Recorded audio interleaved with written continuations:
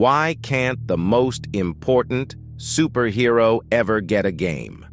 When it comes to making a solo Superman game, there are specific challenges and limitations developers face that make it almost impossible. It's been almost 20 years since gamers were treated to a standalone solo title featuring Superman in the form of 2006 Superman Returns, a video game tie-in to the film of the same name. Why it's been so long since a game dedicated to the Man of Steel has been made is a question many gamers have pondered throughout the years. On paper, it seems relatively simple.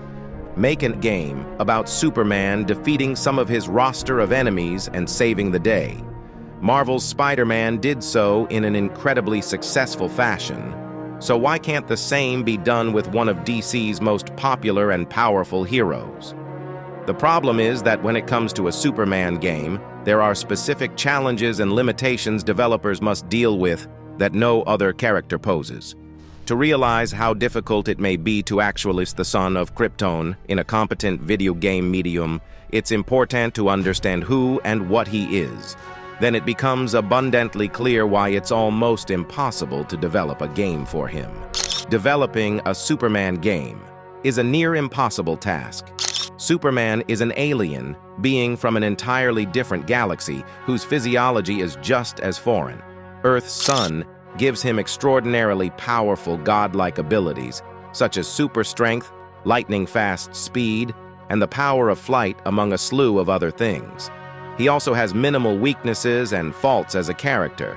Because of this, Superman has often been seen as one of the most boring and indomitable superheroes of all time in the gamut of comic book characters.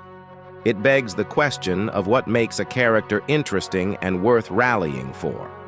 This is the same issue developers come across when attempting to make Superman a worthwhile video game protagonist. The answer is in the character's personal challenges. A Superman game could learn a lot from Batman and Spider-Man. What makes Rocksteady Studios' Batman, Arkham Knight, and Insomniac's Marvel's Spider-Man such terrific solo hero-focused games is how well the developers knew the characters and how to challenge them personally. In Arkham Knight, Batman is tasked with being the savior of Gotham City while taking down his own rogues gallery of villains. Batman's limitations are tested since he's just a man trying to do the right thing while fighting his demons and coming to terms with his past mistakes. Rocksteady constantly challenged Batman on a psychological level, and this made him easily relatable to the player. Relatability is an important aspect of an effective protagonist, and because of that, Superman needs to be made relatable for a game of his to work. A godlike being with very few limitations makes it difficult to do that. Developers can make Superman relatable by grounding him in his values as Clark Kent and what matters most to him, whether it be his parents or his love interest, Lois Lane. NetherRealm's Injustice games successfully touch on this aspect of the character when Lois becomes the catalyst of Superman's rage, apathy, and pain. His character can also be grounded by his core values and what he stands for as a hero. Superman as a character has to be connected to something important to him. This creates vulnerabilities for a seemingly invulnerable character and weaknesses for a hero with very few. Marvel's Spider-Man challenged the titular character, tasking him with saving his beloved city while balancing his normal life as Peter Parker. Spider-Man must keep his city safe from criminals and crime bosses, along with nefarious villains from his famous history.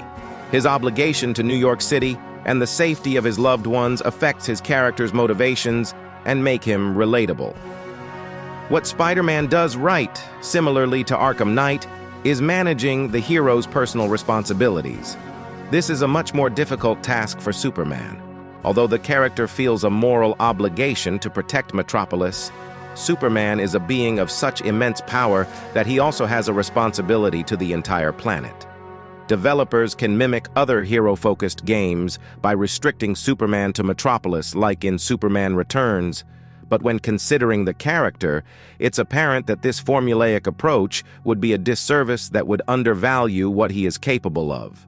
Developers should want to take advantage of a character able to travel at the speed of sound and orbit Earth's solar system with ease. To accomplish that, they have to make a game where its challenges and limitations match the scope of the character. The stakes need to be as monumental as he is. Therein lies Superman's status as the quintessential superhero. Why there is still potential for a great Superman game. As difficult as it may be to develop a solo title for Superman, there is promise. By taking inspiration from games like Batman, Arkham Knight, and Marvel's Spider-Man as standalone superhero-centric templates, there's plenty of potential. With the recent news that James Gunn's DC plan is to include interconnected games that correlate with the studio's new cinematic universe, fans and gamers alike may yet have a Superman game to look forward to. If developers can come to truly understand the character and the challenges that come with building a game around him, there's still hope for Superman.